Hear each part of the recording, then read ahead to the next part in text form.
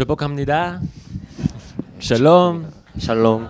And I just want to say that I'm happy, very happy that I get to be here with you today. 여러분과 함께 있을 수 있어서 굉장히 오늘 행복합니다. And part of that happiness is because quite a few of your faces it's close to my heart, and I'm so happy to see you again.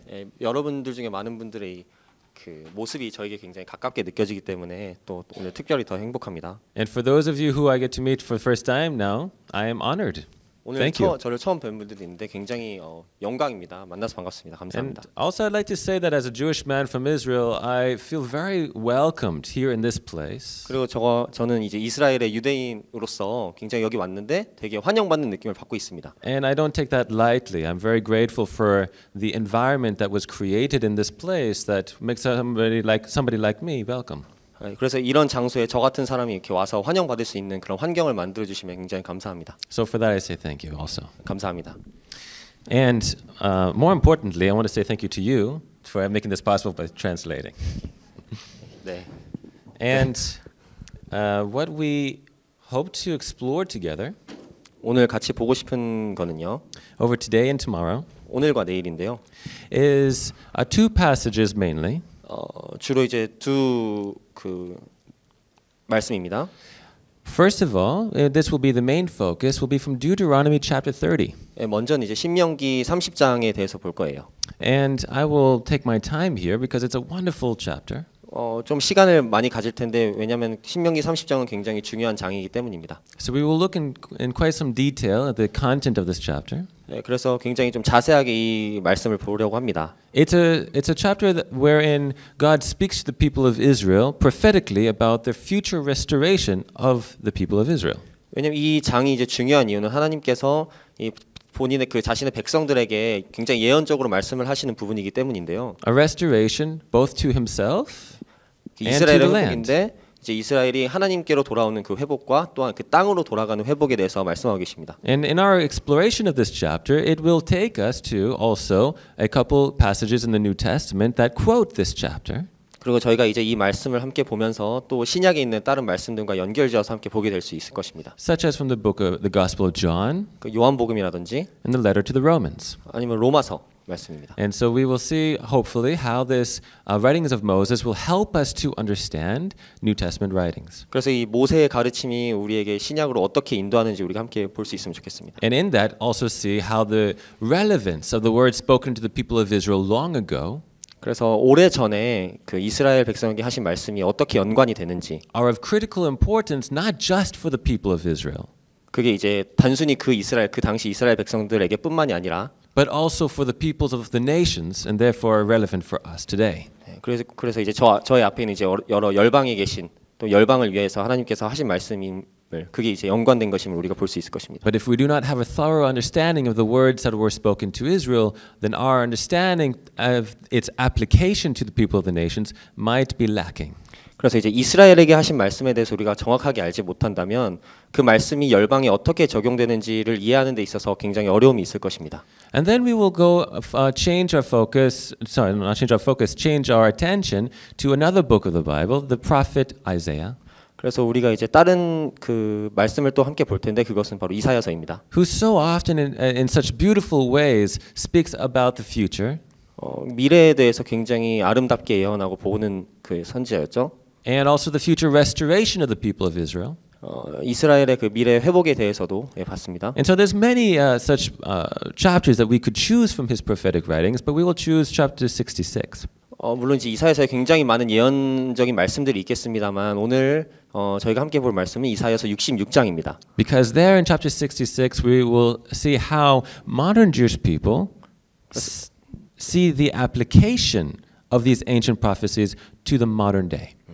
그래서 이사야서 66장 우리가 함께 보는 이유는 지금 현대 이스라엘이 그 예전에 하나님께서 이사야를 통해 말씀하신 것들이 어떻게 현대 이스라엘에서 성취되는지를 보여주기 때문에 And thus the beginnings of the work of God for restoring the people of Israel to himself. 그래서 이스라엘에게 하나님께서 지금 어떻게 일하고 계신지를 우리가 볼 수 있을 것입니다. And in the context of the establishment of the kingdom of God on earth. 그리고 이 땅 가운데 하나님의 나라가 어떻게 임하는지를 우리가 볼 수 있습니다. But why I choose this passage not only for its modern application, but for its what it has to say about the nations. 이것을 이제 함께 보는 이유는 현대 이스라엘에 어떻게 적용되는지를 보기 위함뿐만이 아니라 이제 열방에 어떻게 이게 적용이 되는 걸 또 함께 보기 위해서입니다. That the restoration of God for the people of Israel is intimately linked of the restoration of God for the nations themselves. 그래서 이스라엘에 대한 하나님의 그 회복은 열방의 회복과도 굉장히 깊게 관련이 되어 있습니다. And so part of what I hope that we will appreciate in our studies of today and tomorrow 그래서 오늘 우리가 이제 오늘과 내일 함께 볼 말씀에 대해서 굉장히 감사하게 생각하고 있고요. is that our destinies are intimately linked, the people of Israel and the people of God from amongst all the nations. 그래서 이스라엘 백성과 이 열방은 그 하나님의 그 사명 안에서 하나로 이렇게 가는 것입니다. And I hope that by tomorrow night when we conclude, we'll see that we very much need one another. 그래서 내일 밤 저녁 세션까지 하면은 우리가 이제 서로 이스라엘과 열방이 서로 왜 필요한지를 깨닫게 되는 시간이 될 것입니다. That the people of God from Israel and from the nations need one another for the restoration of the kingdom to this earth. 이스라엘과 그 열방이 서로가 필요한 이유는 하나님의 나라가 이 땅 가운데 임하는 것의 어떤 키가 될 것입니다. So as an overview, that is what I hope that we will be exploring together. That's my intentions. 그래서 저희 의도는 그것을 우리가 함께 그런 여정을 함께 시작하는 것입니다. Does that sound okay to you? 괜찮나요? Okay, all right. In that case, let's begin. 시작하겠습니다. And by beginning, we must express our gratitude for the gift that we have, and that is the gift of God's word. 그래서 우리가 이제 시작할 때 가장 우리가 또 감사하게 받은 선물이 있죠. 하나님의 말씀입니다. As His word is a great privilege that we have it today. 오늘 우리가 하나님께로부터 받은 굉장히 큰 그런 이점이고 선물입니다. Baruch atah Adonai Eloheinu melech haolam asher kidshanu b'mitzvotav v'tzivanu la'asok b'divrei haTorah. Blessed are you, Lord our God, King of the universe. 송축하리로다 하늘의 하나님이시여. Who has sanctified us by His commandments. 그의 명령을 우리에게 주셨다. And has instructed us to busy ourselves with the study of His word, the Torah. And who has instructed us to study the word. 우리로 하여금 그 하나님의 말씀을 공부하도록 지도하시고 인도하시는 분이십니다. And indeed, Abba, we ask that by your Spirit you open our eyes. 하나님께서 그 하나님의 성령으로 우리의 눈을 열어주시기를 기도합니다. That we would see the glories of your face. 하나님 당신의 얼굴에 있는 그 영광을 우리가 보기 원합니다. From within your word. 하나님의 말씀에서 그 영광을 보기 원합니다. And in Yeshua we are confident. 예수와 안에서 우리가 자신감 있게 담대하게 나아갑니다. So thank you, Abba. 아버지 감사합니다. So Deuteronomy chapter 30, verse 1. 신명기 30장 1절 말씀입니다. Before we go into the contents of this passage, we need to put this passage into its context. 이 말씀을 보려면 이제 그 맥락을 우리가 알아야 하는데요. So to appreciate the oddness, the strangeness of this passage. 이 말씀에 굉장히 좀 어떻게 보면 이상한 부분이 있는데. Here the people of Israel are receiving the words from the Lord through Moses. 모세를 통해서 이제 이스라엘 백성들은 하나님의 말씀을 받고 있습니다. At a very specific and very critical time in their national lives and personal lives. 뭐 이스라엘 그 공동체에게도 또한 각 개인에게도 굉장히 중요한 지금 시점입니다. Over 40 years has passed since the Lord delivered the people of Israel from the land of Egypt in the house of bondage. 이제 애굽 땅에서 이스라엘을 하나님께서 건져내시고 그 묶임에서 풀어내신 지 이제 40년이 지난 때였습니다. And received the covenant from on high. God entered into covenant with Israel. 그래서 하나님께서 직접 이스라엘과 이제 언약을 맺으셨죠. Something that we will be exploring together. Something we will be exploring together. 우리가 함께 이제 그것을 보게 될 텐데요. And the people of Israel received happily the words of God and His covenant. 이스라엘 백성들은 하나님의 말씀을 굉장히 기쁘게 받았습니다. 언약을 기쁘게 받았습니다. But instead of following the Lord into the land of promise that He had promised to the fathers of Israel, the land of Canaan, 그 가나안 땅, 그러니까 이스라엘 그 자신의 조상들에게 조상이 받았던 그 땅에 기쁨으로 들어가야 되는데, out of lack of faith and great fear, they did not follow, and therefore they would perish in the wilderness. 그걸 이제 믿음으로 받지 못했기 때문에 광야에서 이제 많이 죽게 되었죠. And now that generation is gone, and their children have a new faith. Their children have indeed the courage to follow the Lord. 그래서 이제 그 세대는 이제 다 갔고 이제 새로운 세대가 그 담대함을 가지고 이제 새로운 믿음을 가지고 들어가게 되는 시점입니다. And so a new generation 새로운 세대입니다. ready to take hold of their destiny. 그 사명을 받을 준비를 해서 They're ready to enter into the land of Canaan. 가나안 땅에 들어갈 준비가 되어 있었어요. But before they do so, 하지만 그렇게 하기 전에 God renews the covenant that He had made with them from at Mount Sinai. 하나님께서 시내산에서 주신 그 언약에 대해서 다시 한번 이제 말씀하시고 하는 게 있습니다. Some 40 years have passed, and now a new generation is ready to be recovenanted to the Lord. 그래서 이제 40년이 지난 이때에 이 시내산에서 모세가 받았던 그 언약이 이제 새롭게 개정되는 시점인 것입니다. 새롭게 주어지는 때입니다. And that is the whole of the book of Deuteronomy, the fifth book of Moses. 그게 이제 모세오경의 5번째 책인 신명기의 전체 내용입니다. And therefore the words that were spoken at Mount Sinai are repeated, such as in chapter 5, you have the 10 words repeated. 그래서 이제 이걸 보면 신명기를 보면은 굉장히 그 앞에서 나왔던 모세오경의 그 내용과 굉장히 비슷한 것들이 굉장히 많이 있죠. So the book itself is a covenant document. 그래서 이 신명기 자체가 그 어떤 언약이 담겨져 있는 문서 같은 것입니다. 책입니다. Okay, so God is renewing the covenant with the people before He leads them into the land. 그래서 하나님께서 그 언약을 새롭게 하시는 겁니다. 그 백성들이 땅으로 들어가기 직전에. Because if you are not covenanted to the Lord, and if you do not live covenanted to the Lord, 왜냐하면 이제 우리가 그 하나님의 언약으로 살아가지 아니하면 then it is not given to you to live in the land of Canaan. 왜냐하면 그렇게 살지 않으면 가나안 땅에서 그 약속의 땅에서 살 수가 없게 되는 것이기 때문입니다. There's very specific conditions for inheriting this specific land. 그래서 이 특별한 땅을 상속받기 위해서 필요한 특별한 조건인 것입니다. Because God has very specific purposes for giving this land to Israel. 왜냐하면 하나님께서는 이 정확한 이 땅을 이스라엘에게 주시는 그 이유가 있기 때문입니다. And we won't explore this detail, but just to remind you for our context here.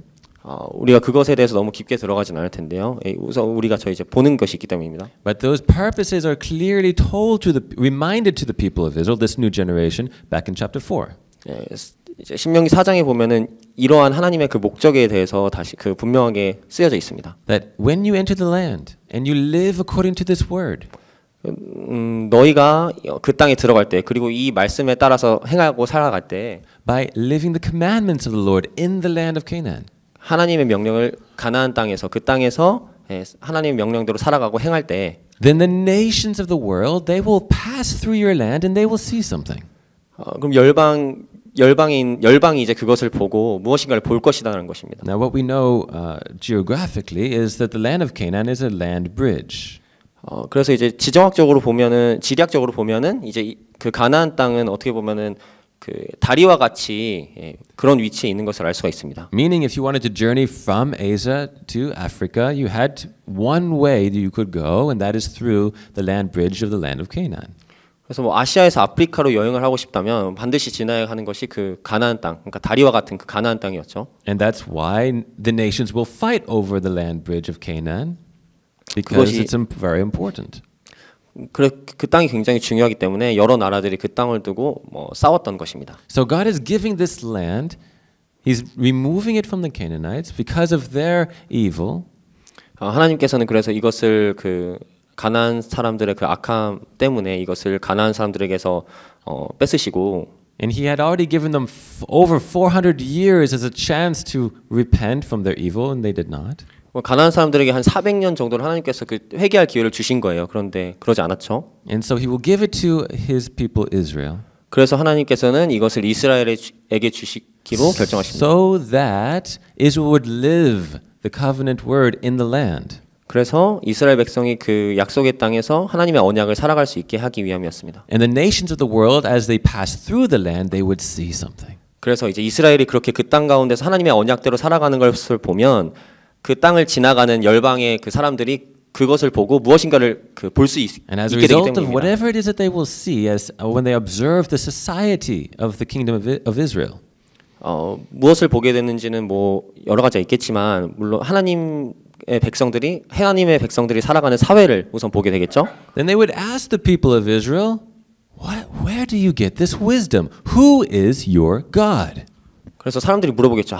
너희는 이 지혜가 도대체 어디서 났냐? 너의 하나님이 누구냐? 묻겠죠. That's Deuteronomy chapter 4. The purpose is clearly told to the people. 이러한 목적이 신명기 4장에 분명하게 나와 있습니다. You're not given the land because you're so great. You're given the land because you have a great responsibility.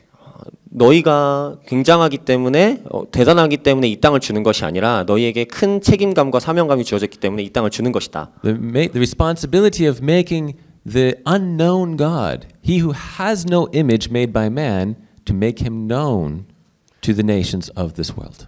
그래서 이 땅 가운데 그 하나님을 따라 어떤 형상이 없잖아요. 그런 보이지 않는 하나님이 이 이스라엘을 통해서 어떻게 보여질 수 있는가 이렇게 하나님께서 나타나시기 위해서 이 이스라엘 땅을 이스라엘 백성에게 주신 것입니다. Okay, so that is the purpose, and the purpose will be accomplished in a very specific way. 그것이 바로 목적이고 이 목적은 굉장히 특별한 방법으로 이루어질 것입니다. 완성될 것입니다. The way of living the words, the commandments of the covenant. 그 방법은 바로 하나님의 언약에 따라서 살아가는 것입니다. 그 하나님의 말씀으로 살아가는 것입니다. And now let's just be very clear as to what is the covenant. What specifically, simply is the covenant. 그럼 이제 우리가 물어볼 게 생기죠. 그럼 간단하게 말해서 언약이 무엇이냐? Covenant is a word that implies a relationship. 언약이란 것은 어떤 관계에 대해서 내포하고 있죠. 관계의 어떤 그 개념을 Between two parties.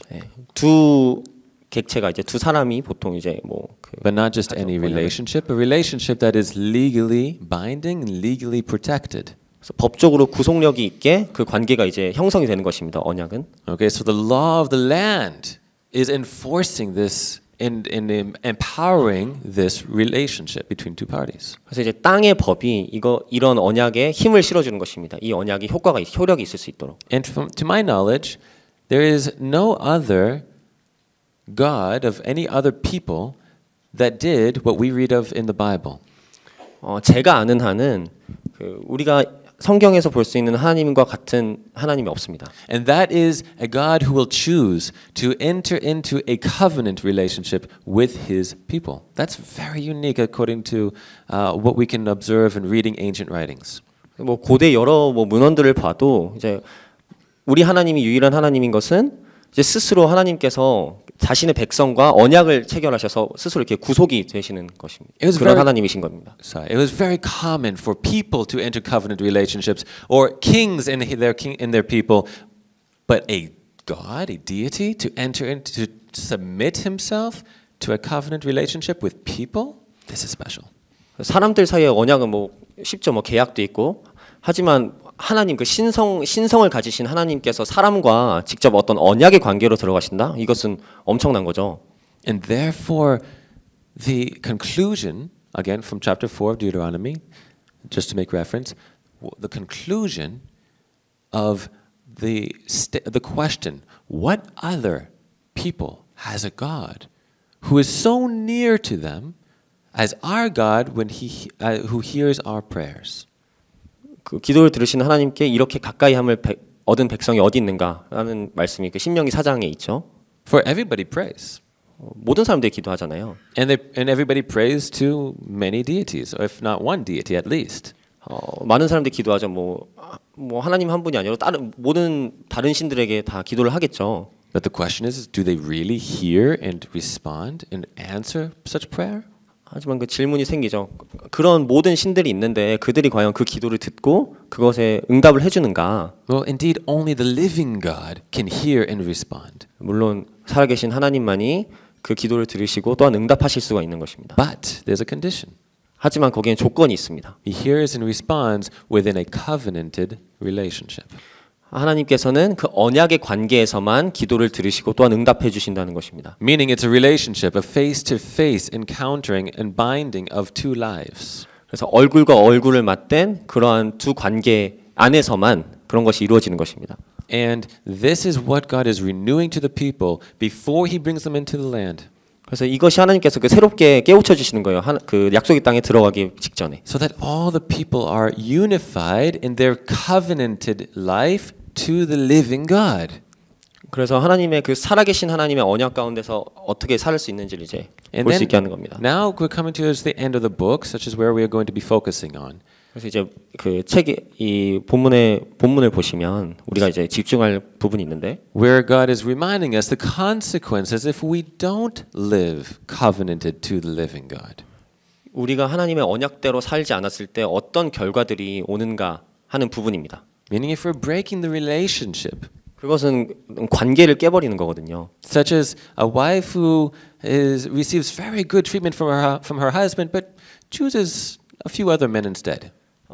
그러니까 뭐 아내가 남편으로부터 굉장히 좋은 대우를 받고 대접을 받는데 실상 이 아내는 다른 남자들과 나가서 만나고 데이트하는 그런 거가 같죠. Ultimately, for time's sake, the ultimate consequence, if Israel would not repent, then God would remove them from the land of Israel, the land of Canaan. 그래서 본질적으로 그러니까 결국에는 그 언약대로 살지 않으면 하나님께서는 그 백성을 그 땅에서 이렇게 제하시는 겁니다. 이렇게 빼시게 되는 거죠. And of course, this is a very dreadful fate. 굉장히 This is a very painful experience. 고통스러운 경험이겠죠. Now, what is important to be very clear on is that when God would remove the people from the land, does that mean that He is no longer covenanted to the people? 그렇다면 이제 질문이 또 생길 수 있는데, 그럼 하나님께서 그 백성을 땅에서 이렇게 빼내셨을 때, 그러니까 제거하시는 거죠, 약속의 땅에서. 그랬을 때 하나님께서 과연 그 백성을 그냥 버리시는 것인가? When the people of Israel are unfaithful to the Lord, does that mean that the Lord will stop being faithful to the people? 하나님의 백성이 이스라엘이 하나님께 대해서 신실하지 않았다고 해서 하나님이 자신의 백성에게 대해서 신실하지 않으실까요? Well, that question is answered very specifically in our passage that we focus on here in chapter 30. 그거에 대한 대답은 이제 우리가 보게 되는 30장에 나와 있습니다. And this passage, being a passage of promised restorations, answers quite conclusively. 이 약속된 회복에 대해서 쓰여진 이 본문에 답이 있습니다. That God's faithfulness to His people is not dependent upon the faithfulness of His people towards Him. 하나님의 신실하심은 그 이스라엘 백성이 하나님의 언약에 대해서 얼마나 신실한지와 무관하다는 것입니다. For He's not like a child saying, "I hit you because you hit me first." 마치 어린애들이 너가 나 때렸으니까 나도 너 때릴 거야 하는 것처럼 그런 게 아니라는 거죠. Okay, this is extremely important. And is what we will be going into here momentarily. 이것이 우리가 들어가기 전에 봐야 될 중요한 부분인 것입니다. But one more point before we do so is just to observe the oddity, how strange this might be. 이것이 얼마나 이상할 수 있는지 잠깐 좀 보고 갈게요. You have a new generation. 새로운 세대가 있습니다 여기. A nation of people who are ready, who are yearning, who is bursting to enter into their destiny. 굉장히 그 사명으로 들어가기 위해서 준비되고 열정이 있는 그런 하나의 공동체, 하나의 국가가 지금 여기서 기다리고 있는 것입니다. Because they love the Lord. 하나님을 사랑하기 때문이죠. And they want to follow His word. 하나님의 말씀을 따라가고 싶기 때문입니다. And here you have God and Moses speaking to this people, holding them back for just one more moment before they cross the river into the land.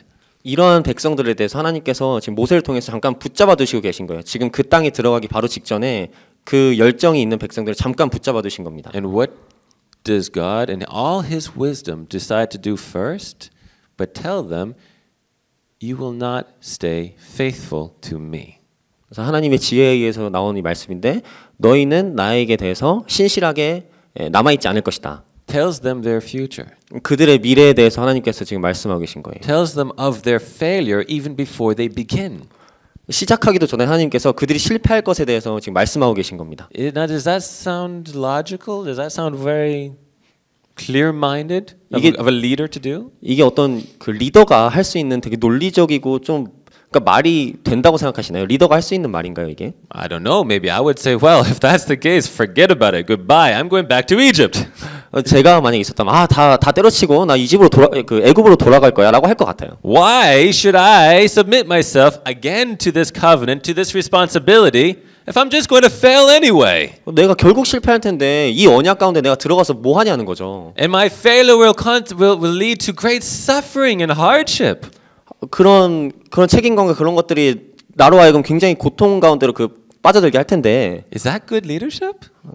여러분이 생각할 땐 그게 좋은 리더십이라고 생각하시나요? Well, I guess herein may be one such example for which God can tell us later on, slow down. My thoughts are much higher than your thoughts. 이것이 이제 하나님께서 말씀하시는 겁니다. 그러니까 좀 천천히 해라. 나의 생각이 너의 생각보다 더 높다. My wisdom is much more developed than your human wisdom. 너희의 지혜보다 나의 지혜가 더 발전되고 더 크다. And there can be many ways in which we should perhaps explore to understand this question is why does God do this? 왜 하나님께서 이런 일을 하셨는가, 이렇게 말씀하셨는가 이것을 우리가 묵상해 봐야 합니다. But perhaps one idea, because it doesn't tell us, but one idea might be 성경에서는 왜에 대해서 말씀하시지 않는데 아마도 제가 생각했을 때는 is that God wants the people to know very deeply how truly great He is in His authority as king. 제 생각에는 하나님께서 그 왕으로서 권위를 가지고 계신데 그러한 권위를 자신의 백성들에게 보여주시기 위해서 그런 것이 아닌가라고 생각이 됩니다. To tell us before we begin the future of our ways, 우리 가운데 우리의 미래가 어떠할지를 하나님께서 말씀해 주심을 통해서 that will ultimately lead to the people having a deeper knowledge and understanding of the infinite love of God. 하나님의 무한한 사랑에 대해서 결국에는 조금씩 더 깊게 알 수 있게 되는 그러한 길인 것 같습니다. That no matter the pain that we cause in our unfaithfulness, His love is so much stronger to overcome our unfaithfulness. 우리의 신실하지 못함으로 인해서 발생되는 고통이나 이런 것보다도 우리를 향한 하나님의 사랑, 또한 그들을 향한 하나님의 사랑이 얼마나 큰지를 이렇게 느낄 수 있게 하시려고 한 것 같습니다. And that He truly will stay loyal to us, no matter how unfaithful we will be.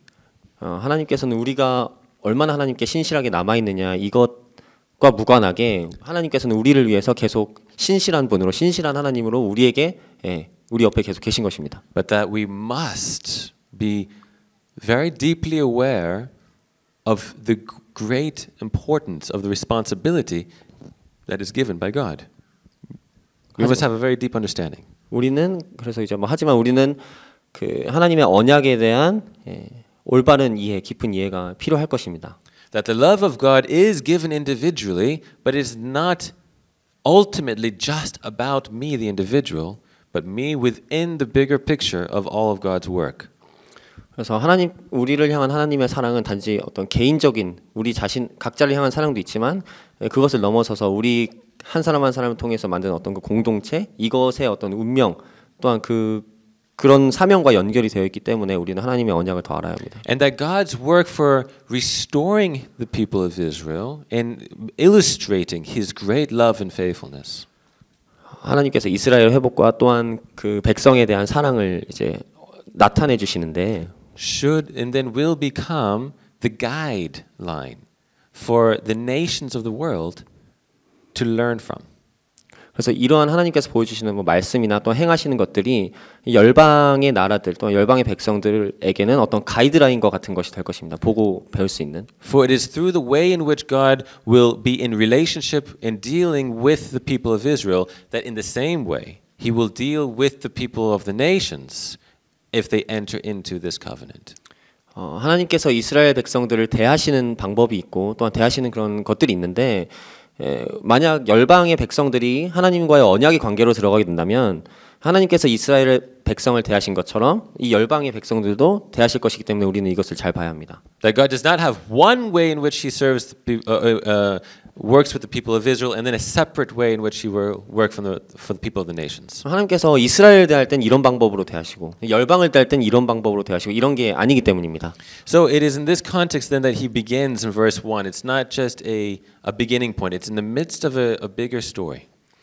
이제 30장 1절은 어떤 새로운 말씀의 시작이 아니라 어떤 말씀이 지금 진행되고 있는데 그 중간에서 지금 시작되는 것이거든요. 1절은. And so He speaks to the people beginning of verse 1 is speaking to them while they are in exile, while they're out, scattered amongst the nations. 그래서 이제 31절에 보면은 너희가 쫓겨난 모든 나라 가운데서라고 이제 말씀이 있죠. Okay, so in this context, 여기서 we start to read, and when all these things come upon you. 이 모든 일이 내 마음에서 기억이 나거든. 그런 말씀이시죠? The blessing and the curse which I have set before you. 내가 내게 진술한 모든 복과 저주가 내게 임함으로. In Hebrew, והיה כי יבואו עליך כל הדברים האלה, הברכה והקללה, אשר נתתי לפניך. When all these things come upon you, what is translated as things is the word dvarim. And dvarim doesn't just mean thing, it means words. 여기서 이제 이 모든 것이라고 이제 영어 성경에 번역이 되어 있는데 거기서 말하는 이 모든 것은 드바림이라고 해서 하나님의 말씀을 의미하는 것입니다. When all these words that I'm speaking, when they come upon you, while you are scattered amongst the nations. 너희가 이 모든 나라 가운데서 쫓겨났을 때 이 말씀이 생각이 나거든 이런 뜻입니다. Then 그때 you call them to mind. Still in middle of verse 1. And you call them to mind among all the nations where the Lord your God has driven you. I have to know how a Korean translation is here. In English, and you call them to mind, meaning all the words, the blessing and the curse, and you call them to mind. How is that translated in Korean? 내가 내게 진술한 모든 복과 저주가 내게 임함으로. 그러니까 모든 복과 저주라고 여기서 나와 있는데 이제 그 요엘이 가지고 있는 책에서는 이 모든 것들이라고 그냥 번역이 되어 있나 봐요. It's quite important because the Hebrew text does mean call them to mind, but it's much more specific than that. Just calling them to mind. It specifically is saying v'hashevota el levavecha. V'hashevota means and you will return to your mind. 그래서 1절에 보면은 모든 나라 가운데서 이 일이 마음에서 기억이 나거든. 마음에서 기억이 난다. 이걸 지금 말씀하고 있는 겁니다. Okay, so essentially what this is saying is that when you are in exile, scattered amongst the nations, you are also exiled from yourself. From yourself. You are separated from who you are. 그러니까 지금 여기서 쫓겨난다고 하는데, 그러니까 이 땅에서 쫓겨난다는 말은 그 자신 이 이스라엘 백성이 자신에게서도 쫓겨난다는 말인 것입니다. 그 이스라엘 백성 자신에게서. Okay, you're not living your destiny. You're exiled from your destiny. You're not living who God created you to be. 하나님께서 그 만드신 이유, 창조하신 이유대로 지금 살지를 못하는 거잖아요. 쫓겨나는 것은 약속대로 살지 못하기 때문에. 그렇기 때문에 그 자신으로 살아가지를 못한다고 지금 말을 하고 있는 겁니다. Okay, you are not created by God to live exiled. 쫓겨나서 사라지도록 만들어진 게 아니거든요. 사람. But exiled you will be according to what you choose to do. 하지만 쫓겨난 거죠. 그 이스라엘 백성이 어떻게 하기로 결단한 것에 대해서 그런 결과로 쫓겨나게 된 것입니다. Okay, your own mind, your own heart. So let me stop for one moment. Elavavecha, it's translated your heart. But in the Hebrew context, this also means mind. Your heart, your mind, same. 그 여기서 이제 이 일이 마음에서 기억이 난다고 하는데 이제 마음 히브리어로 마음은 이제 뭐 생각 이런 거랑 똑같은 단어입니다. Okay, when your heart, when your mind leads you in exile from yourself, it's something really quite strange. 되게 이상한 거죠. 그러니까 내 마음과 내 마음 또 내 생각이 내 자신으로부터 쫓겨나게 한다는 것입니다. 이게 되게 좀 특이한 말인데. Okay, when you're led by your own thoughts, your own desires to leave the Lord and leave your faithfulness to the Lord, then essentially you're exiling yourself from yourself. 그래서 나의 본능, 내 생각대로 살아가는 것은 결국 내 자신을 나로부터 쫓겨나게 하는 것입니다. 내가 그렇게 살아가도록 지음을 받은 것이 아니기 때문에 그렇게 결단을 하는 것, 내 생각대로 하는 것을 결단하면 내 자신으로부터 내가 스스로를 떠나게 되는 거라는 말씀입니다. Which will result with you exiled from the land physically. One reflects the other. 이것이 이제 이스라엘 백성에게는 실질적으로도 이제 그 땅에서도 이제 쫓겨나는 것으로 이제 그게 드러나게 되는 것입니다. Okay, and this word here, call them to mind, what's translated as call them to mind, I don't know how it is it the same? Yeah, it's almost. Yeah. Okay, so this word being translated from the hashevota, this returning, is the first expression here of returning, and it will be repeated time and again in this passage. 그래서 이제 다음에 보면 돌아온다는 계속 말씀인데 하나님께로 여기 이 본문에서 굉장히 중요한 말씀입니다. 지금 마음에서 떠났다가 돌아오는 것이죠. Okay, how will God lead the people to be returned to themselves while in exile. 하나님께서는 어떻게 이 백성들로 하여금 이 백성들이 스스로 자신에 대해서 이렇게 떠났는데 이걸 얘들을 어떻게 다시 이렇게 돌아오게 하실 것인가 이것에 대해서 우리가 생각해봐야 합니다. Okay, again, first of all, the first promise of restoration here is the restoration to one's own heart and mind, to one's own self.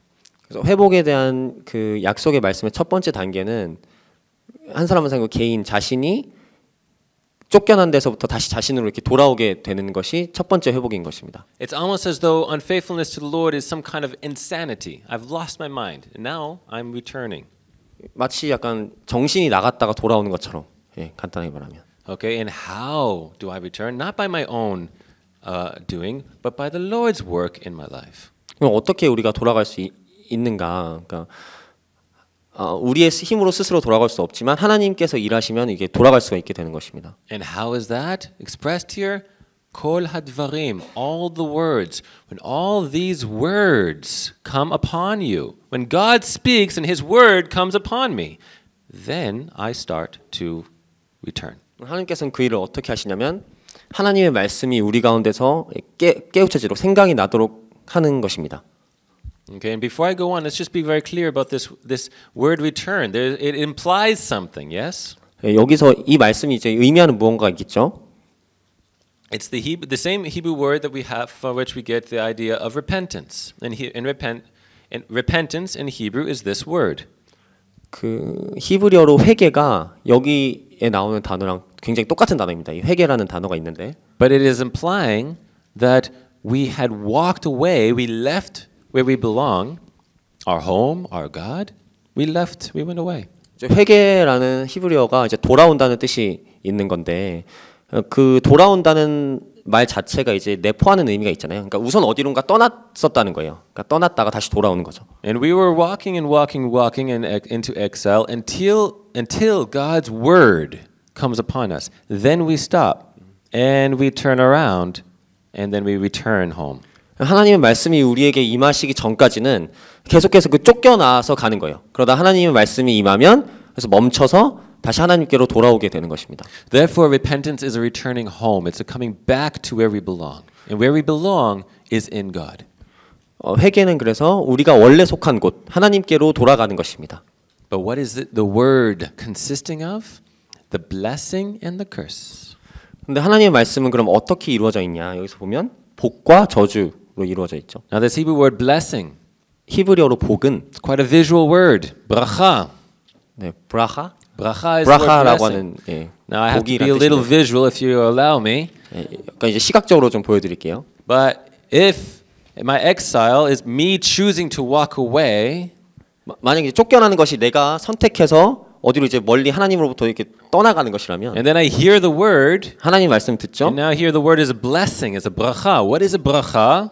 하나님 말씀 들었는데 이게 이제 복과 저주가 있는데 복을 들었어요. 브라카를 들은 거죠. Comes from the word knee, berich. 이 무릎이라는 단어랑 연결이 되는데 Okay, you can hear the similarity, berich and bracha, blessing. 그 발음이 비슷하죠. 그러니까 무릎이라는 단어랑 축복이라는 단어가 이제 연결이 되어 있어요. And it essentially means I have been brought to my knees. 그래서 무슨 뜻이냐면 이제 무릎을 꿇게 된다는 것입니다. In order to receive a blessing, I must be on my knees. 복을 받기 위해서는 무릎을 꿇어야 되는 거죠. It's kind of hard to keep walking away like this. 그래서 Yeah. 보시면 알겠지만 무릎을 꿇고 걷기는 어렵겠죠. 어디 떠나가기 어렵겠죠. But until I am brought to my knees, I can't stand back up again. So to return home into the life of truth. 하지만 무릎을 꿇은 상태에서는 다시 일어나서 돌아서서 돌아갈 수가 없어요. 무릎을 꿇어 있기 때문에 아직. So blessing, we tend to think of blessing as all just really good things. And yes, it's true. Blessing is good things coming upon you. 그래서 우리가 그냥 흔히 생각하잖아요. 복은 굉장히 좋은 거지. 그냥 좋은 거잖아요. 물론 좋은 것이 맞습니다. Favor, strength, prosperity perhaps even, maybe. 번영하고 강하게 되고 뭐 이런 것들이죠. But here blessing is combined with cursing. 하지만 여기서 보면 아시겠지만 복은 저주와 항상 같이 있습니다. Oh, that's nasty. 그거 좀 별론데. To say that the word of God also consists of curse? 하나님 말씀에 저주도 있다고? and God's curse comes upon me, 하나님의 저주가 나에게 임한다고? and that's supposed to be the expression of His love? Are you crazy? 그게 하나님의 사랑의 표현이야. 그 미친 거 아니야? Well, let's be clear about this word curse that is used here. There's a couple words for curse, and here's a very specific word for curse. 저주에 대해서 여러 가지 단어들이 있는데 이 본문에서 나온 저주 히브리어 단어를 The 살펴보겠습니다. Hebrew word is klala. 클랄라라고 하는 And klala comes from the word kal. And kal means light, to be light like a feather, meaning in terms of weight. 그래서 여기서 클랄라가 이제 칼이라고 하는 단어에서 파생이 된 단어인데 이제 칼이라고 하는 단어는 가벼운 이런 뜻입니다. So- 깃털처럼 가벼운 거죠. So when the word consisting of the blessing, meaning that which is going to bring you to your knees, so to lift you up again, and the light-weightedness. Don't think curse as in some kind of magical spell. Think light-weightedness. 그래서 다시 생각해 보시면 복은 사람으로 하여금 이렇게 무릎을 꿇는다는 연관이 꿇는다는 거랑 연결이 되어 있잖아요. 그런데 이제 여기서 이제 저주가 함께 나오게 되는데 이 클랄라라고 하면 그 가벼워지는 그런 뜻이 있는 겁니다. 그래서 이제 가볍게 되면은 무릎을 꿇었다가 다시 이제 일어날 수가 있게 되는 것이죠. This word light-weightedness, or curse in English, I guess, is in direct contrast to the word for which in Hebrew we describe the glory of God. 이 가벼운이라는 단어는 저주로 번역되어 있는데 이 가벼움이란 단어는 이 단어의 반대말이 뭐냐면 하나님의 영광이랑 정확하게 반대되는 말입니다. What's translated from Hebrew as glory is the same word for which we have honor and respect. It's the same word. All these three English words. 그 하나님의 영광 또한 뭐 예배하다 이런 단어가 똑같은 뜻을 갖고 있는데요. And that's the Hebrew word kavod. 카보드라는 단어입니다. 히브리어로. And kavod simply literally means heaviness. 카보드는 말 문자 그대로 해석을 해보면 무거움을 뜻합니다. To be heavy. 예, 무거워지는 것입니다. Heavy that will then result with, in the eyes of men, them attributing to you honor, respect, glory. 그래서 그 무거움이 사람으로 하여금 하나님께 그 영광을 돌릴 수 있게 하는 것이죠. 그 연결이 되는 것입니다. Depending on your nature. 여러분의 그 본질과 본성에 의존하는 것입니다. You can either just be dust or you can be gold. 우리가 그냥 먼지가 될 수도 있지만 또 어떤 금이 될 수 있는 것, 순금이 될 수 있는 것입니다. You can be light like a feather, a klala, translated as curse. You can become light like a feather, or you can be heavy with gold, and therefore be attributed with honor and glory. 그래서 여러분은 여기서 나온 그 저주라는 단어처럼 가벼워질 수도 있고 또 아까 카보드라는 단어처럼 무거워질 수도 있는 것입니다. 근데 무거워지게 되면 그 정금과 같이 무거워지게 되면은 그 하나님께 영광을 돌리게 되는 것이죠. By the way, it's the same Hebrew word from which we get the instruction from God. Honor your father and your mother. It's this word kavod. Bring honor, respect, glory to your father, your mother. 그 성경에 보면 너희 부모를 공경하라는 단어가 있죠. 여기서 공경하다는 단어도 카보드라는 뜻입니다. 그러니까 영광을 돌려라 이런 뜻인 거죠. What that means should be explored. It's not to be assumed, to be taken simply. What that means to honor father and mother in its context should be explored carefully. 그래서 I'm just making an example. 이런 개념, 그 카보드라는 개념은 굉장히 조심스럽게 우리가 접근해야 되고 생각해봐야 하는 개념인 것입니다. So here we don't have the word kavod. We should have that word, but instead what we've done to ourselves, leading ourselves away into exile, is we've been led into light-weightedness. 그래서 우리가 원래 그 카보드의 상태, 그 무거움의 상태에 있어야 되는데 지금 신실하지 못함으로 인해서 우리의 신실하지 못함으로 인해서 그 가벼움의 상태로 우리가 가버리게 된 것입니다. Maybe I don't know it.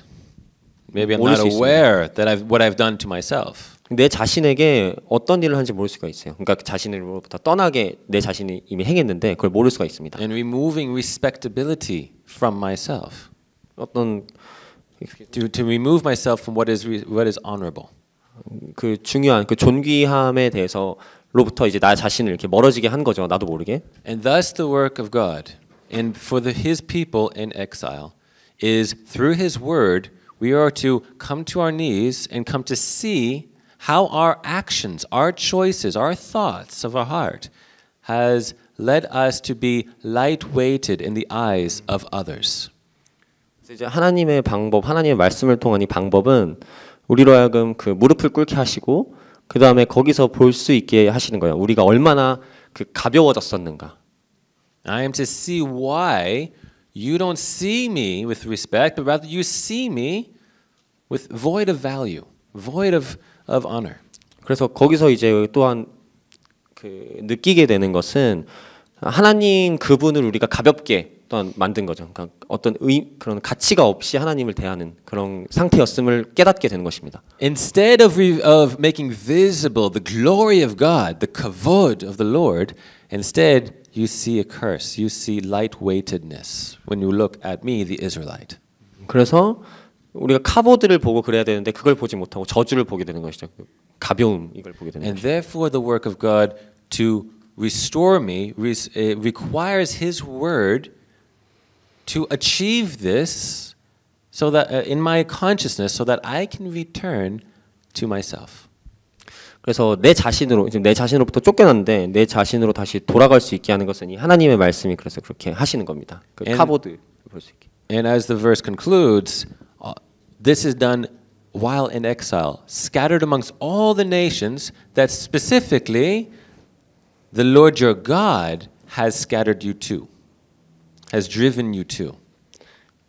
그래서 여기 이제 말씀을 보면 이게 이런 일이 어떨 때 일어나냐면 쫓겨난 가운데서 일어나는 일인데 더 중요하게 봐야 되는 건 하나님 여호와로부터 그러니까 하나님께서 쫓아내시는 거라는 거죠. So essentially, when in our walk we are beginning in our unfaithfulness, if we do not respond to God's word to repent while we're in the land, why does He drive us out of the land? Well, why does He scatter the people amongst the nations?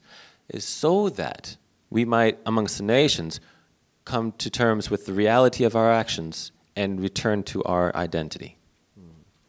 하나님께서 그 약속의 땅에 있을 때 이 사람들에게 말씀을 주셔서 그 돌아오게 하시지 않고, 그러니까 만약 그 이스라엘 백성도 마찬가지로 그 땅에 있을 때 하나님의 말씀을 듣고 돌아가지 않았잖아요. 이때 하나님께서 쫓아내셨는데 그 쫓아내신 이유가 뭐냐면 그 쫓겨난 가운데에서 그 정체성을 발견할 수 있게 하려고 하나님께서 쫓아내신 거란 거죠. 그래서 그거를 그 정체성을 발견하고 하나님의 말씀을 듣고 다시 돌아오는 것.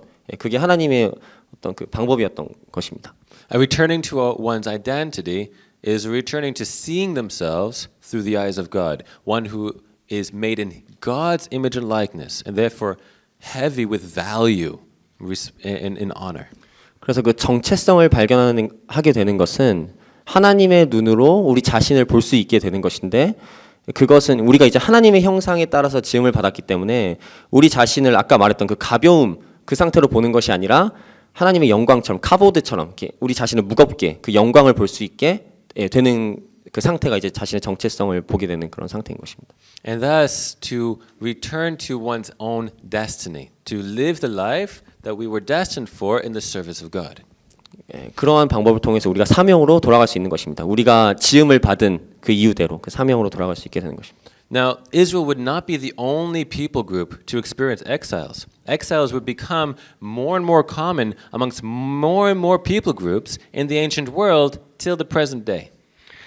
그 이스라엘 백성만이 쫓겨남을 당한 백성이 아니잖아요. 고대에 보면 굉장히 많은 백성들이 자신의 땅에서 쫓겨나고 이런 역사가 있죠. Okay, Israel today.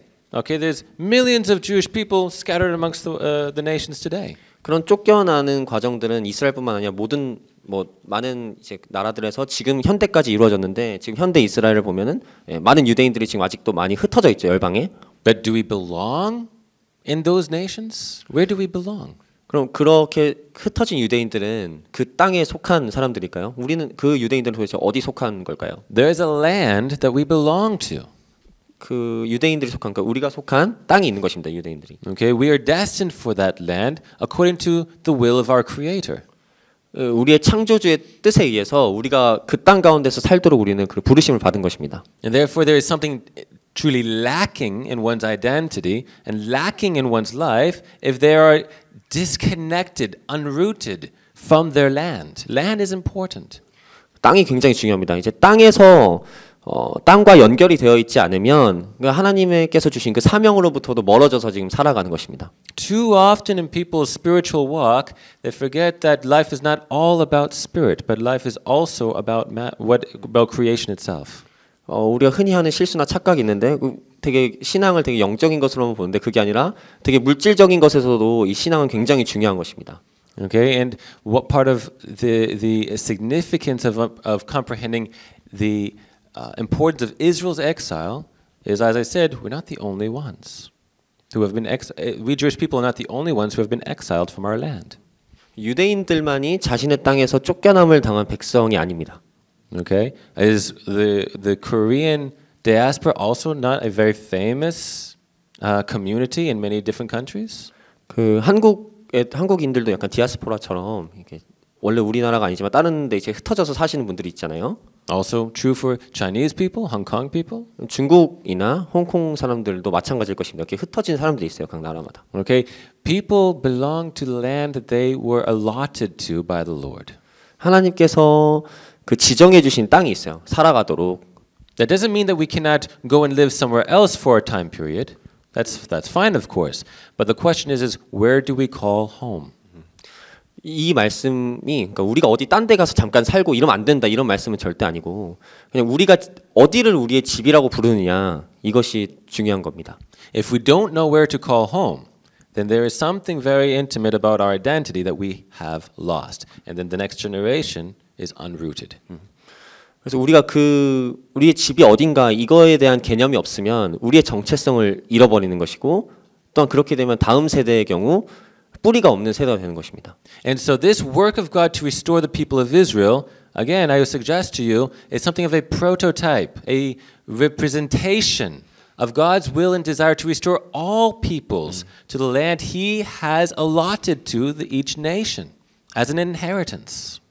그래서 하나님께서 이 이스라엘 땅으로 돌려보내시고 회복시키는 것은 어떤 하나의 그냥이 아니라 어떤 하나의 예시인 거예요. 왜냐하면 모든 열방이 모든 백성들이 지금 흩어져 있고 집을 잃은 상태이기 때문에 그것에 대해서 하나님께서 어떻게 회복시키느냐 이거를 볼 수 있도록 하나님께서 이스라엘을 선택하셔서 그걸 이스라엘을 통해서 보여주신 겁니다. And therefore, if it is true for Israel, then I suggest it's true for each nation that lives in a diaspora, that the beginning is with God's word that will result with a returning to one's own heart. 그래서 태초에부터 있던 하나님의 말씀을 통해서 이스라엘도 그렇고 우리도 그렇고 이렇게 집으로 부를 수 있는 그 집으로 돌아갈 수 있게 되는 것입니다. So verse 1 is how God will restore each individual as well as each community to their own true hearts. 그래서 1절은 사람들로 하여금 그 개인의 삶이 또한 그 공동체가 어떻게 그 진짜 원래 그 자신으로 돌아갈 수 있는지 그것에 대해서 말씀하고 있는 부분입니다. A restoration of individual and national identities. 개인의 회복과 또한 국가에 대한 그 정체성의 회복. The nations are important to Lord and they have been allotted by the Lord. 국가는 이 나라라는 건 굉장히 중요한 것입니다. 나라들은 각각의 나라는 하나님께서 정하시고 선택하신 겁니다. Then we have verse 2 as it continues. 그리고 이제 2절로 우리가 연결이 되는데 which begins with and. Meaning it's a continuation of the previous statements. 영어로 보면 이제 and라고 해서 그리고 하면서 이제 다음 2절이 시작이 되는데 그러니까 연결이 되는 거죠 1절이랑. And that word that is translated, you will take them to mind. Yes, that word is repeated here. It's the same word for restoration. You will return. 여기 이제 내 하나님 2절에 보면은 내 하나님 여호와께로 돌아온다는 말이 있죠. 이 돌아온다는 말이 아까 말씀드린 것처럼 회개라는 뜻입니다. Veshavta ad Adonai Elohecha, and your returning will be all the way, not just to yourself, but to the Lord your God. 그러니까 돌아가는 것이 어디로 돌아가는 것이냐면 하나님께로 궁극적으로 하나님께로 돌아가게 된다는 것입니다. So a restoration to God is after He restores us to ourselves. 하나님께로 돌아가고 하나님께로 회복이 되는 것은 우리가 우선적으로는 우리 자신이 우리 자신으로 돌아와야지 그 다음 단계로 넘어갈 수 있는 것입니다. Now, I'm not saying that this is always a 1, 2, 3 step. No, oftentimes people find themselves after they find God. So, but these two things are intimately linked. A restoration to self is going to be with a restoration to our Creator. 그러니까 이게 뭐 하나 둘 셋 하는 것처럼 순서대로 있는 어떤 그런 과정이 아니라 내 자신으로 돌아오게 되면 하나님께로 그 다음에 돌아갈 수 있는 경우도 있고 또한 하나님께로 먼저 돌아가게 되면 내 자신이 내 자신으로 돌아올 수 있는 그 경우도 있는 것이죠. 그러니까 하지만 그 두 개가 굉장히 연결되어 있는 것만은 확실합니다. But it's almost as though here in verse 2 that the Lord himself, he is a destination point of restoration. To be restored is to be restored to the Lord. 하나님께서는 그 돌아오는 것에 있어서 돌아오는 그 목적지를 정해 두셨어요. 그 목적지는 바로 하나님 자신입니다. 하나님께로 돌아가는 것이 목적이에요. He is that place that we are returning to in our repentance. 우리가 회개를 통해서 돌아가야 되는 최종적인 목적지는 하나님 그분인 것입니다. For he is that place that we have walked away from. 왜냐하면 우리가 떠나온 것은 하나님으로부터 떠나왔기 때문이에요. And of course this is true of humanity. We're not just talking about the people of Israel, but all humanity. For all humanity was made in one specific way. 지금 여기서 말하는 것은 단순히 이스라엘 백성들뿐만이 아니라 모든 인류에 대한 말씀입니다. 모든 인류가 그렇게 만들어졌죠, 인간이. And that is in the image and likeness of our Creator. 우리 하나님의 형상을 따라서 지음을 받았잖아요. So in our rebellion against our Creator, His image is lost in mankind, and thus the need to restore the nations who are lost. 우리의 하나님께 대한 우리의 반역으로 인해서 우리가 그 하나님의 형상을 조금씩 깎아먹고 있던 거예요. 그래서 그렇게 하나님으로부터 멀어지고 한 거죠.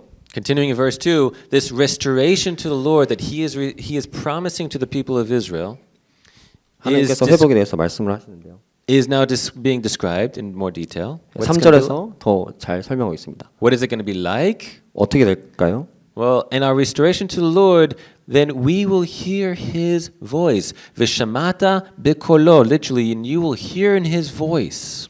우선은 하나님의 그 음성을 듣게 되는 것입니다. Now, it's often translated, and maybe correctly, as you will obey Him. 어떤 경우에는 이게 번역이 되기를 하나님께 순종하면 이렇게 번역이 되기도 하는데요. Because formerly we were very disobedient in our rebellion against Him. Now we will obey. It's okay to translate in this way. 그렇게 뭐 번역을 해도 상관이 없겠습니다. 왜냐하면 원래는 하나님의 말씀 듣지 않고 순종하지 않았다가 순종하게 되는 것이 이제 듣는 거랑 똑같다는 뜻이 될 수 있으니까. In order to have the correct understanding of what it means to live in obedience, we must have a clear understanding of the words that are expressing this. 근데 하나님의 말씀에 순종하기 위해서는 그 하나님 말씀에 순종한다라는 단어가 주는 그 의미, 또 여기서 나온 하나님의 음성을 듣는다는 의미, 이것을 우리가 잘 생각해봐야 합니다. For it is the word for hearing. Shama means to hear. 샤마는 듣다라는 히브리어입니다. If I'm not hearing the voice, how can I obey? How can I follow? How can I do if I don't hear? 그래서 듣지 않으면 우리가 어떻게 하나님 말씀에 순종할 수가 있겠습니까? And that is essentially what we are doing when we are living in rebellion against is that we are no longer hearing. 사실 우리가 지금 실제로 하고 있는 게 이런 거예요. 그러니까 듣질 않는 거죠. 듣지 않으니까 순종할 수가 없는 겁니다. Either we have our fingers in our ears or we have somebody else putting their fingers in our ears. 우리가 우리 스스로 귀를 이렇게 우리 손가락으로 막고 있거나 아니면 누가 옆에서 막아주고 있는 거죠. 듣지 못하도록. But it's a relational disconnect. 관계적으로 이게 절단이 된 것입니다. 이것은. Remember the base here is covenant. Face to face relationship with the living God. 그 언약의 기본은 관계라고 말씀드렸잖아요. 그 얼굴과 얼굴을 맞대어 보는 그 관계. And now this promised restoration of the Lord to his people is resulting with now when he speaks now I can hear, whereas before I was unable to hear. 그래서 이 약속된 회복의 시작은 전에 들을 수 없던 사람이 듣게 되는 것이 그 시작인 것입니다. Now, therefore, as I can hear his voice, I can be in relationship with my God. 그래서 그분의 음성을 듣게 된 이후에야 우리가 그 관계, 언약의 그 기본이라고 할 수 있는 하나님과의 관계로 들어갈 수 있게 되는 겁니다. And what is it that I will hear when I hear his word? He goes on to tell us specifically. 우리가 하나님의 음성을 들을 때 어떻게 해야 될까요? 그것이 이제 말씀에 있는데. And and you will hear in his voice according to all of the commandment that I, Moses, put before you today. 이제 2절 말씀에 보면 내가 오늘 내게 명령한 것을 온전히 따라 마음을 다하고 뜻을 다해. 그러니까 모세가 지금 이스라엘 백성에게 하나님의 말씀을 대신 전하고 있는 거죠. And now here we have to be slow enough to have an appreciation for what is being said. 그래서 우리가 좀 여기서 천천히 좀 감사를 해야 합니다. 그러니까 여기서 말씀이 되어진 것에 대해서 좀 감사를 해야 합니다. Because for whatever reason, when I say commandment, many people's ears start to go silent. For whatever reason. 그래서 이 하나님의 말씀에 대해서 그 언약이라든지 계명에 대해서 말씀이 시작되면 뭐 어떤 이유에서든지 사람들이 약간 귀를 막는 것 같은 느낌이 들어요. And I'm not saying this about you because I don't know all of you, but for many people, we have been conditioned to have a negative response to the word commandment.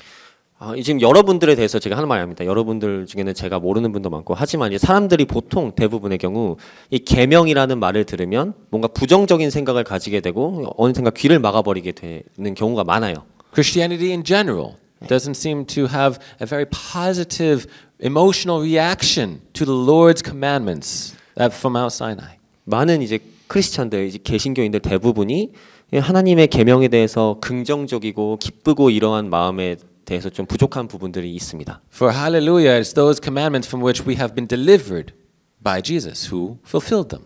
Is one common way in which it's expressed.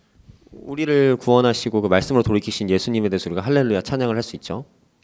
But here, when we think of the word commandment, 근데 우리가 이제 여기서처럼 계명이라는 말씀을 들을 때 we have to have an appreciation for what is the commandment, what is the purpose of the commandment.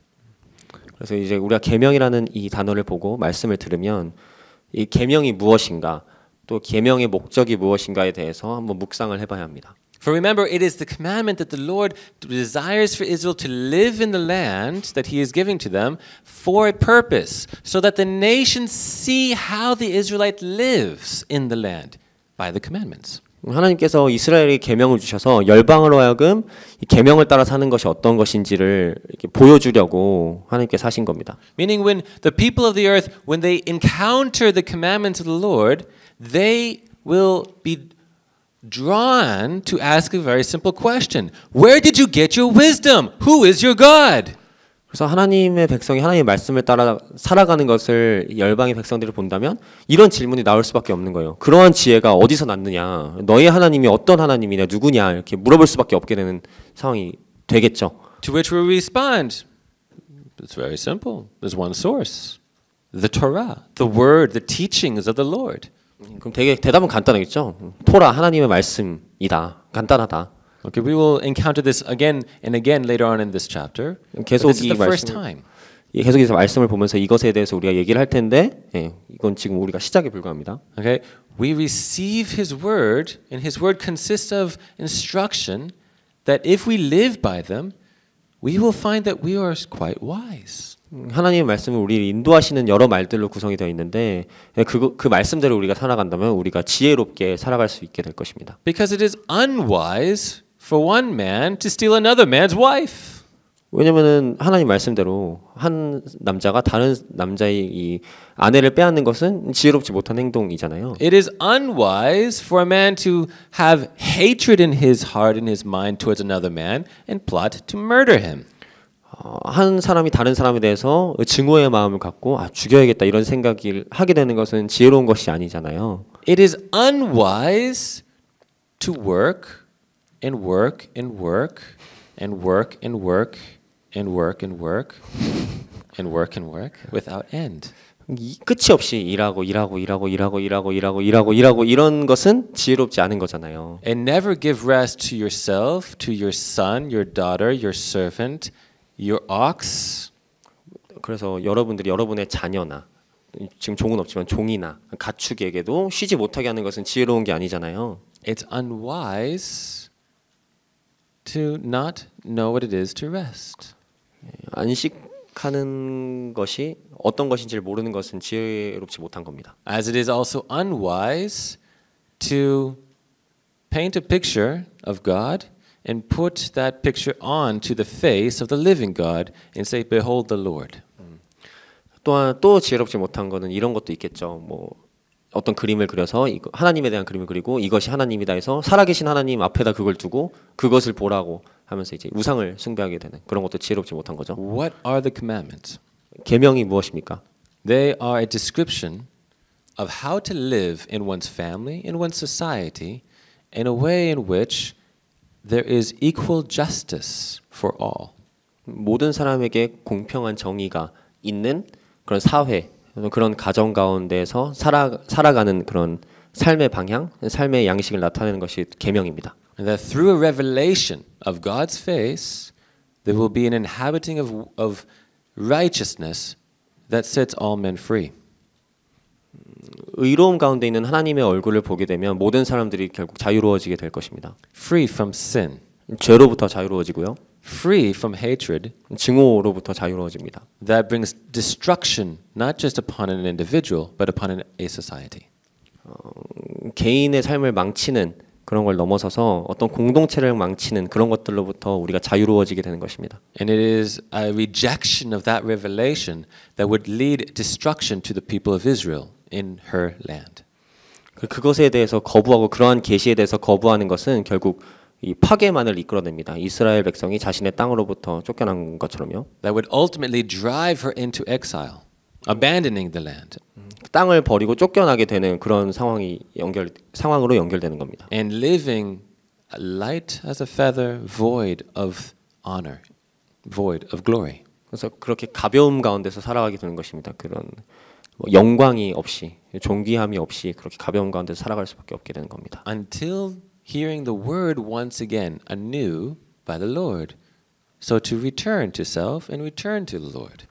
이 모든 것은 하나님의 말씀을 듣기 전까지만, 그러니까 하나님의 말씀을 들어서 돌아오기 전까지는 이런 일들이 진행이 되겠죠. In other words, Israel, like the nations, experience a certain brokenness as a society, as a people. 다른 말로 하자면 이스라엘은 다른 여러 나라들과 같이 어떤 하나의 공동체로서 깨어져 있는 것입니다. 이렇게 분리되어 있고 깨어져 있는 거예요. And that brokenness has a healing to it, and that healing is God's word. 그 깨어짐을 낫게 하는 약이 있는데 그것은 바로 하나님의 말씀인 것입니다. That healing comes as a result of hearing God's word. 그 회복은 하나님의 음성을 듣는 데서 시작이 되고요. And embracing His commandment, His instruction.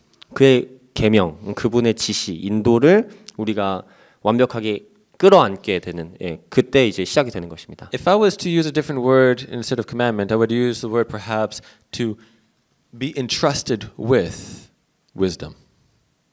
To be entrusted with. God entrusts wisdom in our hands and hopes we will live it. 계명이란 말을 다른 말로 대체해 보자면 하나님께서 주신 지혜를 받는 것이라고 저는 말하고 싶네요. And this is the reason why when traditional Jewish people use the word commandment, you will tend to see and feel a sense of joy in their face, in their tone, in relationship to the word commandment. It is a very positive word. 그래서 그 예전에 이제 유대인들이 그 계명이라는 단어를 들을 때 나왔던 어떤 그런 표현이라든지 그런 기분, 감정 상태는 되게 긍정적이고 되게 행복한 것이었거든요. For it is a word that expresses a good deed or an action that brings goodness and thus healing to broken relationships and broken societies. 왜냐하면 그 계명이라는 단어가 주는 이제 느낌이 그 깨어진 것을 싸매고 회복시키고 하는 그런 느낌이 있기 때문이었습니다. And therefore, the significance, the great significance, that when we open up Gospels such as the book of John, chapter 1, hearing of the Word that is the light of men, the same Word that would become flesh and make His dwelling amongst us would be named salvation, Yeshua. 그 말씀, 그러니까 요한복음 1장에도 나온 것처럼 세상의 빛이었던 말씀, 그리고 그 말씀이 육신이 되어서 우리 가운데 구원 이름으로 오신 예수와 네, 그분이 바로 말씀이시잖아요. 그러니까 그 말씀을 이제 받아들이는 것과 연결이 되는 겁니다. For whatever reason, both Israel and people from the nations, we for whatever reason have a hard time with these simple things of how to not violate another human life. 우리가 이 간단한 것을 이스라엘도 그렇고 열방의 나라들도 그렇고 이 간단한 것을 우리가 지키지 못하고 있어요. 다른 사람의 삶을 우리가 이렇게 방해하는 것. That's what all the commandments are about. How to not violate other human life. 계명이란 게 그런 거잖아요. 다른 사람의 삶에 방해를 주거나 어떤 피해를 끼치지 않는 것. How to not make light of other human lives. 그 인간의 생명에 대해서 가볍게 여기는 그렇지 못하도록 하는 것이 계명이잖아요. And so such a gift that the Lord would provide that he would take that word, put it into flesh so that we can see it in the living, in the reality. What does it look like to live by his word? 그래서 하나님께서 그 말씀이 육신이 되어서 오셨잖아요. 그러니까 그 말씀이 단순히 쓰여 있는 게 아니라 실질적으로 나타나서 그렇게 살아가는 것이 어떤 것인지를 보여준 것은 하나님께 우리가 굉장히 감사해야 될 것입니다. And as we look upon the Messiah, we see Yeshua, we are seeing the living of his word so that we have an example. Ah, that's what wisdom looks like, how to not violate another life. 그래서 우리가 우리의 구원자이신 예수와를 볼 때 이렇게 생각할 수가 있는 겁니다. 아, 저 지혜가 바로 저것이구나. 다른 사람의 삶에 해를 끼치지 않는 것이 저런 것이구나 하는 것을 우리가 직접 이렇게 볼 수가 되는 것입니다. 볼 수 있는 것입니다. And so this restoration that's promised to the people of Israel is promised to the people in such a way that will be long lasting. For he concludes in verse 2, not just you, but your children after you. They too will be hearing the commandment. 이 하나님의 회복은 굉장히 그 연속적이고 길게 이어지는데 여기서도 2절에 보면은 너와 내 자손이 하나님 여호와께로 돌아와. 그러니까 하나님의 음성을 너도 듣고 너의 자손도 듣는 그것에 대해서 지금 말씀하고 계시는데요. Meaning your restoration to the Lord, it won't just be you. It won't just be one generation. Praise God. What about the next generation?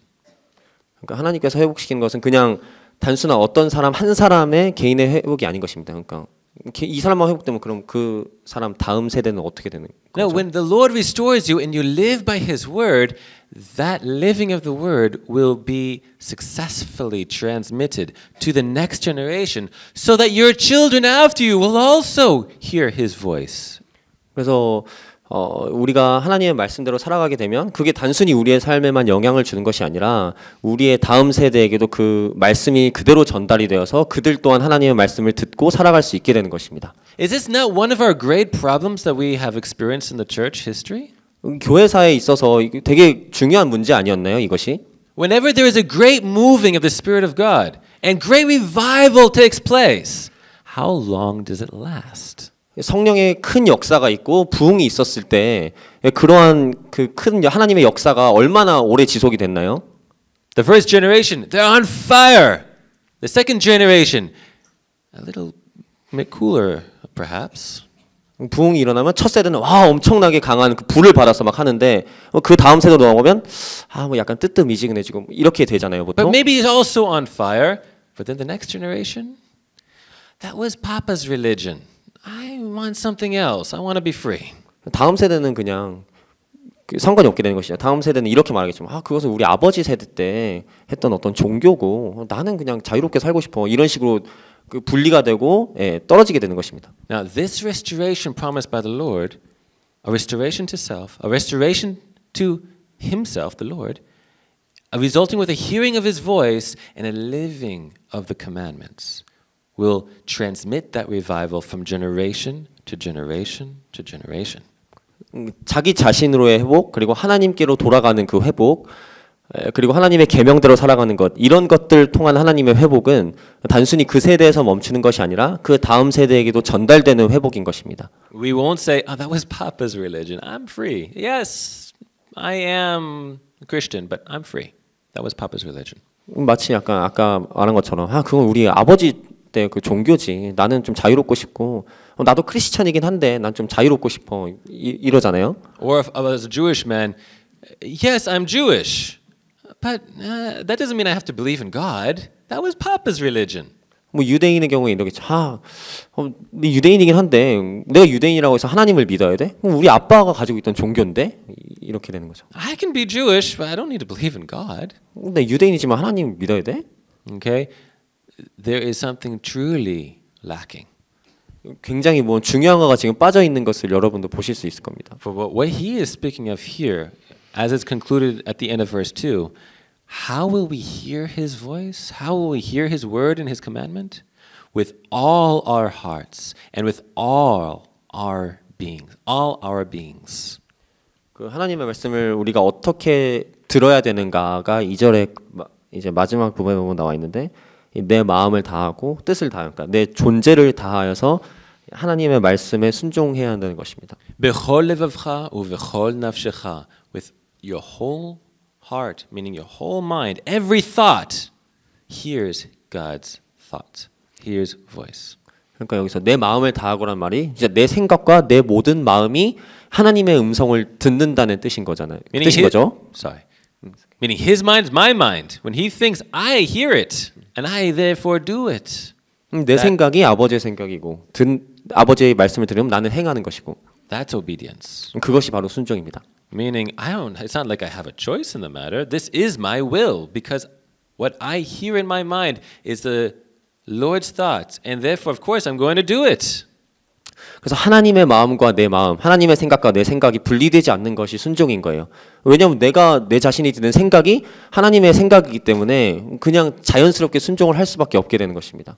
Okay, if my act of repentance is seeking to yield to the Lord's will, I'm not hearing His mind. This is not a restoration to self. 그러니까 만약에 그냥 우리가 우리의 열심으로 하나님의 음성을 막 들어가지고 이걸 해야겠다 이렇게 결단하고 하는 것은 실제로 자기 자신이 회복되지가 않은 것입니다. No, I'm hearing with all my heart, all my mind, meaning His words are my thoughts. His will is my desire. It's natural. It's self. 하나님의 말씀이 내 의지가 되고 하나님의 생각이 내 생각이 되는 것 이것이 바로 진정한 순종이고 마음을 다하여서 하나님께 순종하는 것인 겁니다. And finally, the last word here that's translated here for me, all your soul, in Hebrew, with all your nephesh. The nephesh is what is translated as soul. And it literally means a living being.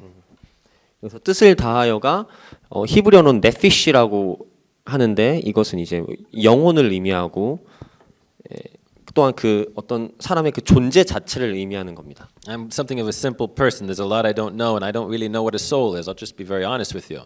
But a nephesh, I have a little bit more comprehension because a nephesh means a whole living being. What it means to be alive. 영혼이라고만 하면 저도 잘 사실은 모르겠어요. 영혼이 뭐지? 근데 이제 네피시라고 하면은 어떤 한 사람의 그 존재 자체를 의미하는 것이고 또 어떤 그 사람의 삶을 의미하는 것이거든요. 그래서 저는 그 네피시라고 했을 때 이것을 좀 더 이해할 수가 있었습니다. It's the same word, by the way, that when God created the living creatures upon the earth, He calls them by this word, a nephesh, chaya, nephesh chaya. 하나님께서 만물을 창조하시고 만물을 부르셨을 때 그 말씀이 지금 여기서 나온 말씀인 것입니다. And then afterwards, when He creates mankind, He also calls us in the same way, by the same word, a nephesh. 하나님께서 인간을 창조하시고 네피시라고 부르셨어요. Meaning, there's something in our humanity that if we don't really understand or connect with the other living creatures, there's something about our humanity that we don't understand either. 그래서 하나님께서 그 만물을 창조하신 다음 이걸 네피시라 부르셨고 인간도 창조하시고 네피시라 부르셨기 때문에 우리가 어떤 그 다른 인간을 제외한 다른 만물과의 어떤 그런 어떤 형태의 교류 이런 게 없이는 그 네피시를 완전하게 이해할 수가 없습니다. I don't know. I think they know how to rest a lot better than we do. 제 생각에 다른 인간 말고 다른 생물들은 안식에 대해서는 우리보다 더 잘하는 것 같아요. They know how to be themselves. Do human beings know how to be ourselves? 우리들은 우리가 어떻게 해야 되는지를 잘 모르지만 걔네들을 보면 다 자기가 할 일들을 잘 하고 있잖아요. 잘 아는 것 같아요. That's for another conversation, but it's brought up here because hearing the voice of the Lord is to hear Him with our whole beings, not just part of ourselves. 잠깐 얘기가 빠졌었는데 중요한 얘기는 이제 마음을 다하여서 내 존재를 다하여서 하나님의 음성을 들어야 된다는 것입니다. And so this is a restoration to a true and whole humanity. 이것이 바로 그 모든 인류를 회복시키는 하나님의 방법인 것입니다. In my last 5 minutes, I'll go into now the next verse. 다음 그 절을 볼 텐데요. 5분 정도 남았는데. This restoration that has begun in verse 1, a restoration to self, then leads to the second verse, restoration to the Lord, and now verse 3 is a third restoration. 1장에서는 나 자신으로의 회복에 대해서 우리가 봤고요. 2장에서는 하나님께로 돌아가는 회복에 대해서 봤다면 이제 3절에서는 세 번째 종류의 회복에 대해서 나옵니다. And that is a restoration to the land. 그것이 바로 하나님 땅으로의 회복입니다. One of the reasons why I like to be out here in the countryside is because it's a little easier, perhaps, to talk a little about this. Because in the city, we don't hardly know what land is. 저는 이제 이렇게 오늘처럼 시골에서 이렇게 말씀을 나누게 돼서 되게 좋게 생각하는데 왜냐하면 도시에 있으면 땅이 어떤 것인지에 대해서 좀 생각하기가 힘들기 때문입니다. Don't get me wrong, I love the city. I love city very much. 오해하지 마세요. 저 되게 도시를 좋아해요. Because we can do amazing things with cement. 시멘트 가지고 되게 여러 가지 멋있는 일들 할 수 있잖아요. In urban life, we know cement life very well. 도시의 삶, 그 시멘트적인 삶이 어떤 건지 우리가 잘 알고 And 있습니다. forgot what it feels like to have soil between your fingers. 손가락 사이에 그 모래가 끼는 게 어떤 것이 우리 까먹고 살죠. And like I said earlier, in our spiritual walk, we also forgot what it feels like to have soil between our fingers. 우리의 영적인 그 삶에 있어서도 우리의 삶에 우리의 손에 그 모래가 만져지는 것 그것을 우리가 잊고 사는 게 많습니다. And therefore, don't really connect with the significance that it was from soil that the Lord shaped and formed our bodies. 우리가 잊고 사는 거예요. 우리가 하나님께서 우리를 흙으로 창조하셨는데 그것을 우리가 잊고 살게 되는 겁니다. And that is important if we seek to understand our humanity. 이제 인간에 대해서 또한 인류에 대해서 우리가 생각해 볼 때 그 사실은 되게 중요한 것입니다. And so a restoration to the Lord and a restoration to His Word result then also with a restoration to the land. 하나님의 회복은 하나님께로 돌아가는 회복, 그리고 하나님의 말씀으로의 회복, 그리고 또한 마지막으로 중요한 것은 땅으로 돌아가는 회복도 굉장히 중요한 겁니다. As He begins, then the Lord your God will restore your fortunes and have mercy on you. Well, I don't know if that's the same in Korean, but in Hebrew it's a bit more specific. And the Lord will return your exile. 네, 하나님 여호와께서 포로에서 돌아오게 하신다. 말씀이 있죠. Your captivity. Yes, that's what He will restore you from.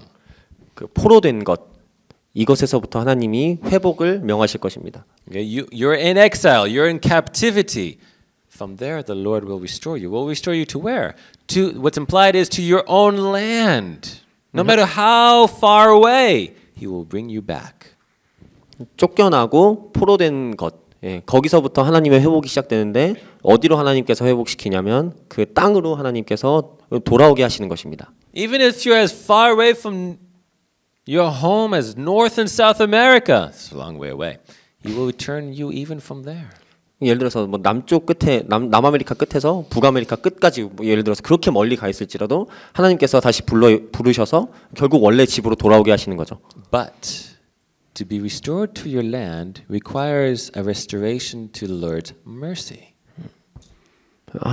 그 땅으로 돌아오는 땅으로의 회복을 위해서 먼저 알아야 되는 중요한 것은 하나님의 자비에 대한 회복, 자비로의 회복입니다.